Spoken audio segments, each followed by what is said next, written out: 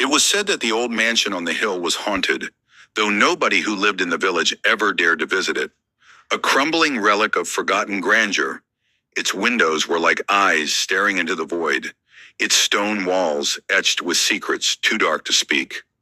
No one had set foot inside the mansion in over 50 years. That was until I came across it. I had always been fascinated by the macabre, the eerie, the things most people chose to ignore. When I heard the rumors about the mansion being tied to a tragic curse, I couldn't resist. I packed my things, borrowed a flashlight from a friend, and made my way up the foggy, narrow road leading to the mansion. The villagers warned me not to go, speaking in hushed tones, but their fear only piqued my curiosity. It was a stormy night when I reached the mansion's iron gates. They were old and rusted, creaking as if groaning in agony. I pushed them open with effort, and the silence that enveloped me seemed to swallow every sound. I walked up the stone path, my footsteps echoing in the vast emptiness. The mansion loomed in front of me like a great beast, its windows dark and lifeless. Yet something about it felt alive.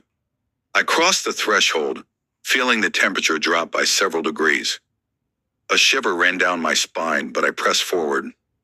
The air was heavy with dust and neglect, the walls lined with faded tapestries that seemed to whisper as the wind howled through the broken windows. The house had once been magnificent, I could tell, but now it was a tomb, forgotten, abandoned, left to decay. I ventured deeper, stepping carefully around the debris and crumbling furniture, when I stumbled upon something odd. A small door tucked away in the corner of the grand hallway. It was different from the rest of the doors in the mansion. The wood was old, yes, but it seemed untouched by time. I reached for the handle and turned it, surprised to find it unlocked. Inside, the room was dark, but I could make out the shape of an ornate mirror standing against the wall. It was covered in dust, but I wiped it away, revealing the reflection of an empty room. The mirror's frame was carved with intricate patterns, symbols I didn't recognize. As I gazed at it, I noticed something strange, a figure standing behind me in the reflection. I spun around, heart racing, but the room was empty. My breath caught in my throat. The figure in the mirror wasn't just a figment of my imagination. It was a woman, a bride, her veil flowing around her like a shroud.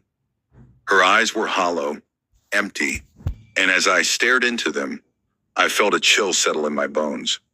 Her mouth opened, but no sound came out. I turned away, shaking, and stumbled backward, my mind racing. Was I seeing things? I tried to tell myself it was nothing, just the effects of the dim lighting, but I couldn't shake the feeling that the mirror was staring back at me, watching my every move. I backed out of the room, the feeling of being pursued growing stronger with every step I took. But before I could leave, I heard the faintest whisper, soft like a breath on the back of my neck. "Help me." I froze. My blood ran cold. The voice was a whisper, yet it felt so loud, so real. I turned around, but no one was there. The air felt thick, suffocating. The whisper came again, louder this time. "Help me, please." I felt something shift within me, a pull, as if the voice was drawing me back toward the room. It was almost as if the mansion itself was calling me, compelling me to return to the mirror. My legs moved of their own accord, carrying me back to that door. The bride's reflection was still there, her hollow eyes following my every move. But this time her lips parted, and I could hear her voice clearly, as if she were standing right beside me. "Don't leave me here. I've been waiting so long." Before I could react, the room grew cold, and the air became thick with an oppressive force. The bride's reflection began to move, no longer stationary, her ghostly form stepping out of the mirror and into the room with me. Her veil billowed around her like a dark cloud. I tried to scream, but the words caught in my throat.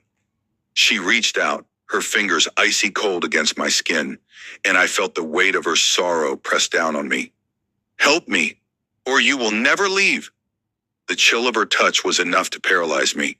I tried to pull away, but her grip was unyielding, like iron, and my vision blurred. The mansion seemed to pulse, the walls shifting, the air thick with the scent of decay. I stumbled backward, desperately trying to escape, but the door slammed shut, trapping me inside. The bride's eyes never left mine, and her expression twisted into something agonizing, a reflection of years spent waiting, longing, and aching for release. I couldn't understand what she wanted from me. Her voice echoed in my mind. You must remember.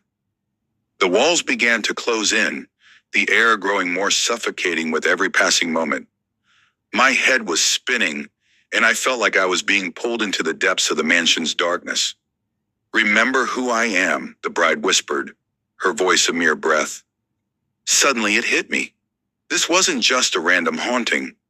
The curse of the mansion was tied to a forgotten wedding, a union of two souls doomed from the start. The bride had been jilted, left at the altar, and her rage had consumed the mansion. She had waited for decades for someone to remember her, to recognize the truth of her tragic end. Her death had never been acknowledged, and her soul had never been laid to rest. I felt my knees buckle beneath me as the realization struck me like a hammer. The curse wasn't just hers, it was mine now. I was the one who had been called to remember, to lift the veil of oblivion from her tragic story. I was the one who had to bear her sorrow. The bride stepped closer, her hand reaching for my throat. Her touch was colder than the grave. Help me, she breathed. Suddenly, the mansion seemed to quake, the walls groaning as if the very foundation of the house were shifting. The bride's eyes burned with an intensity I had never seen before. I was promised to him, she whispered, her voice rising in anger. He left me here, abandoned me to rot in this forsaken place. Help me. I am forgotten, but I will never be free.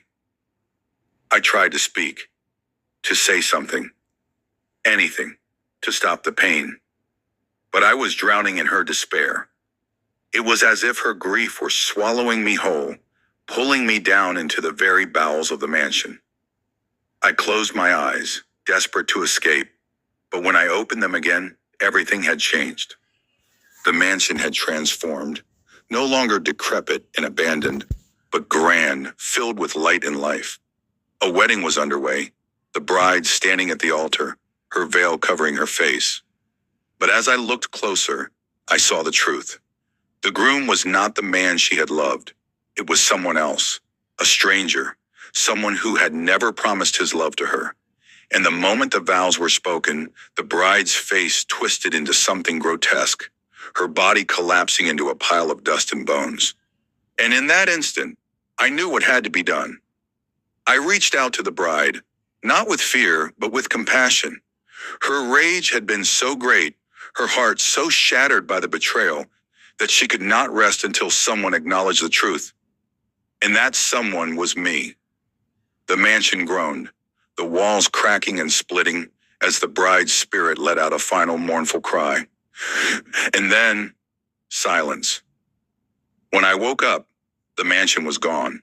The fog had lifted and the sun shone brightly on the hill, but I would never forget what I had seen. The curse had been lifted, the bride's suffering finally over, but I would carry her memory with me, always. The mansion was forgotten once more, just as the bride had been, but I would never forget the price she had paid and the lessons she had taught me. No soul should ever be left behind, forgotten, or unloved. And sometimes even the dead need to be remembered.